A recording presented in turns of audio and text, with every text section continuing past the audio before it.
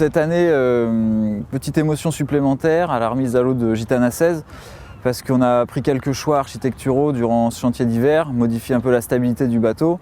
Et voilà, les dés sont jetés pour le Vendée Globe. On va pouvoir observer les performances du bateau dans les prochaines semaines. À l'instar du Multi 70 Edmond de Rothschild, Gitana 16 a retrouvé son élément. Les membres du bureau d'études également.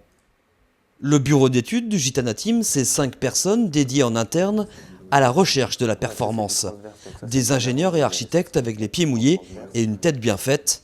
Une cellule pensante unique en son genre. Le bureau d'études interne, il permet de gagner en réactivité, mais il permet aussi de gagner en performance et en personnalisation du bateau, parce que le fait qu'on soit au plus près des considérations de Sébastien Josse et qu'on soit aussi tous des navigants, ça nous permet d'aller un petit peu plus loin dans le développement des solutions techniques par rapport à ce que peuvent proposer les architectes d'une manière standard.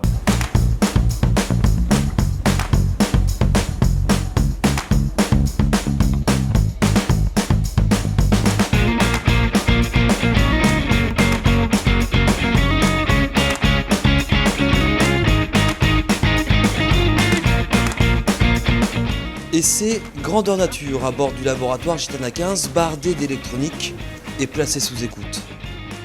L'objectif de cette navigation, c'était vraiment de comparer le nouveau foil qu'on a mis avec la version de l'année dernière et d'essayer d'en tirer le maximum de conclusions et de continuer le développement de ces appendices en vue du prochain bateau de Gitana et d'essayer vraiment de faire la corrélation entre ce bateau qui sert de plateforme d'essai et les futurs appendices qu'on pourra faire sur le Maxi Gitana.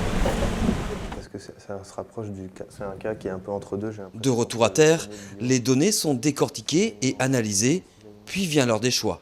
22 tonnes.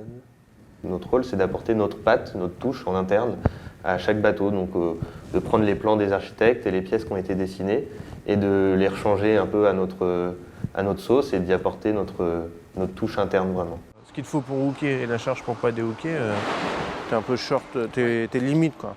Autre force du bureau d'études, l'échange direct entre théoriciens et praticiens. Des fois, on se fait des belles surprises. Les doigts, ça passe pas pour reprendre la pièce ou ça va être compliqué de se centrer pour faire un perçage. Ça, il n'y a que les gars à l'atelier le savent mieux que nous, donc il faut venir les voir pour avoir l'info pratique, entre guillemets. Chaque détail a son importance. Avec la construction d'un maxi trimaran et le projet sportif de la fin d'année en monocoque, les challenges ne manquent pas. De l'acquis aux appendices, rien n'est laissé au hasard.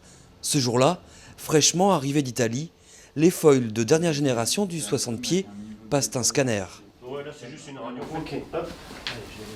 Grâce à la tomographie, on étudie les différences de densité du matériau scanné et on recherche des présences de porosité, des présences d'air aux interfaces de collage notamment ou même au sein du barreau structurel.